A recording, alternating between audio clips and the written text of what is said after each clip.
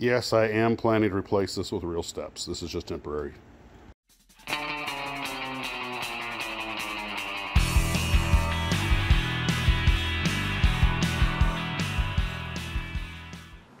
Well, hello Blue Troopers, and welcome to the first official video from the new Treyz 2.0. Unfortunately, the battery in my lavalier mic died, so I'm just using a little microphone that's in the camera. That's why it probably sounds a little tinny. Anyway, you know what? Let's do this from a better angle. Okay, this is a little more Treyz-y. I don't have a script, but I do have some pictures that I'm going to be using, so I'm going to occasionally look at my phone just to keep a little bit of order of things. First off, a huge shout out to Trey at Treyz Models. He had me over to his place and made dinner for me, and met his family and everything. Wonderful people. And he has his own shed, which is a good sized one also. I think it was 12 by 20 or so. And I'm going to call it Treyz Aircraft Rebuilding Building is Super. Or we can come up with something else. But he does a lot of RC repairs as well as kit models, including some really big stuff. So at some point, we'll probably talk to him about some of the stuff he's got going on in there. That big soft width pop he has actually has a replacement strut made, if I'm not mistaken, from the real strut of a real World War I airplane. That's cool. It's even signed by the guy who did it. So again, Trey, thanks for the Reuben sandwiches. They were delish, and we'll get by and maybe do some more videoing sometime. You could probably do a tour of that place, although I know you primarily do kit models on your YouTube channel. That RC stuff is wicked cool. So, I did my little road build you guys saw. I actually left that model airplane. That hotel, the Stanford Marriott in Stamford, Connecticut, actually has a little crew room for us. It converted one room into a lounge for us. So I left it guarding the refrigerator. It's on permanent patrol over the walk-in fridge. So, not walk-in, but it has the big glass door like a commercial type. Anyway, enough of that. So today, I actually did some building in the new Treyz.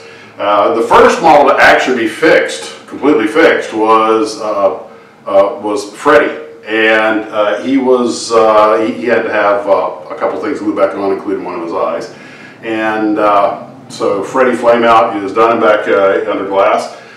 The Peggy, the Japanese Peggy bomber, was missing an aileron. I couldn't find it anywhere. I got lost in the movement. That was the good build. Fortunately, I had two of them. These kits were both by LS. And the other one I had some issues, so I converted it into a maintenance diorama type model. So it was perfect for cannibalizing the parts, and now I have the properly completed Peggy with the airplane from which parts are cannibalized, looking like the maintenance hangar queen that it is. And of course, swapping parts on military aircraft and cannibalizing them only adds to the authenticity. The P-38, I finally got the right doors in the right places, and they're hardening as we speak. Managed to lose one of the drop tanks, so unless I find it, I'll just have it sans drop tanks.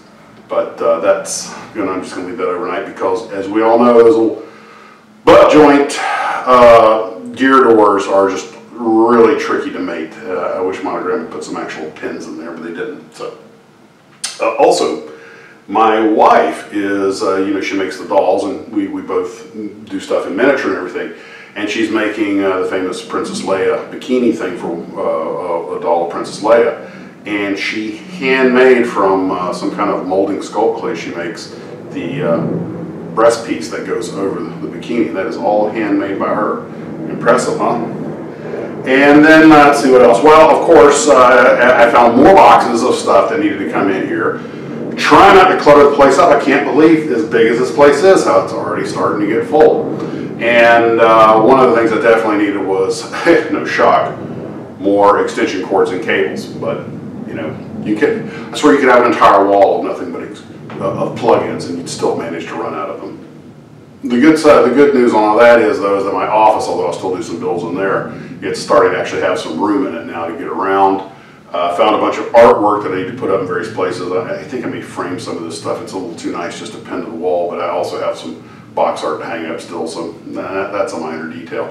Good thing is with the Treyz shuts outside the window, I can stage a lot of the stuff in the window, just walk out and grab it right through the window and take it into the Treyz.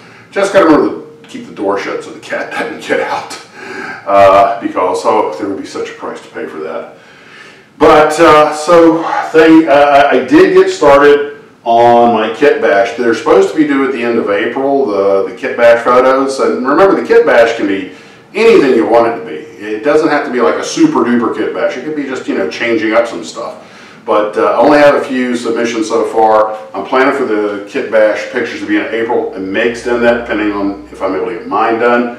I'm going to be kit bashing the Stuka, the ME262, and the Dornier 335 all together, making a diorama, an end of war diorama, like uncompleted German experiments that will be, well, you'll see when I'm done. I don't want to give it away.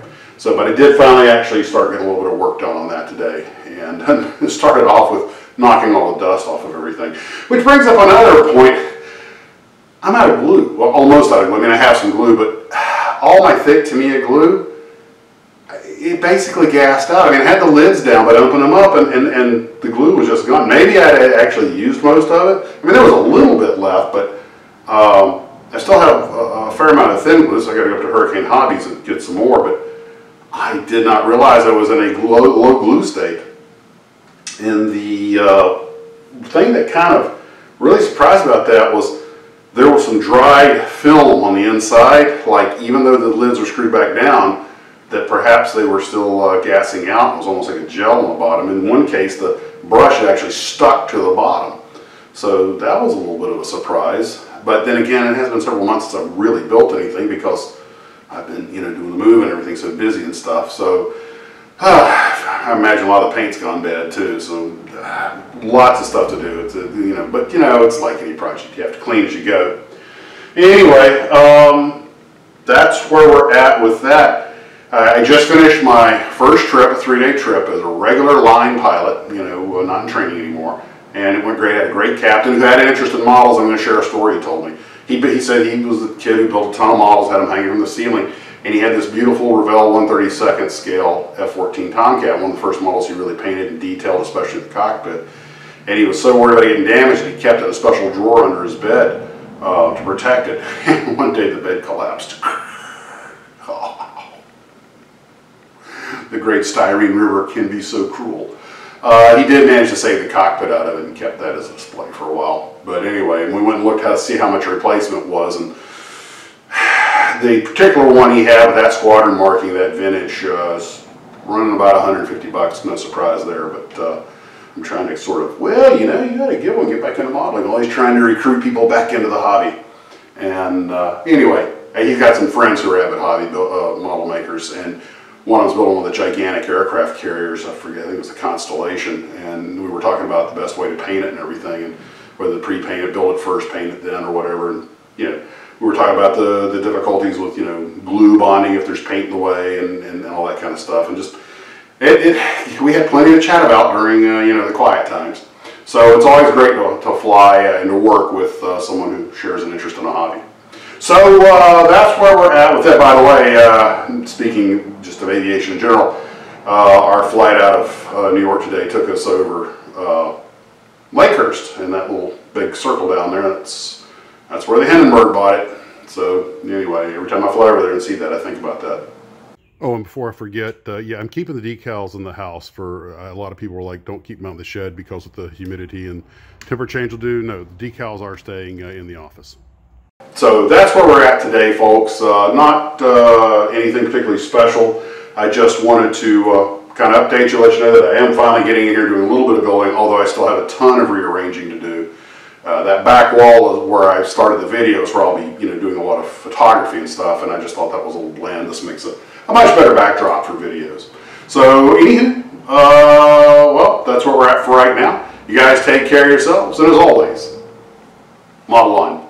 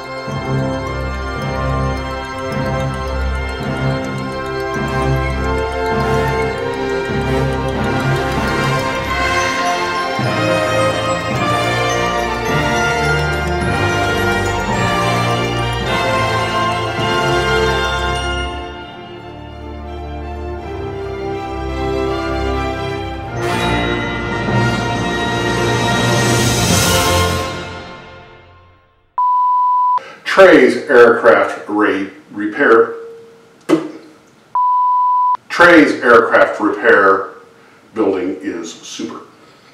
Or whatever you want to call it. Half the fun is the cleanup. I still got all this garbage I got to deal with, and there's more inside the other shed. Work, work, work, work, work. Don't forget the camera and the SD card mix. Genius!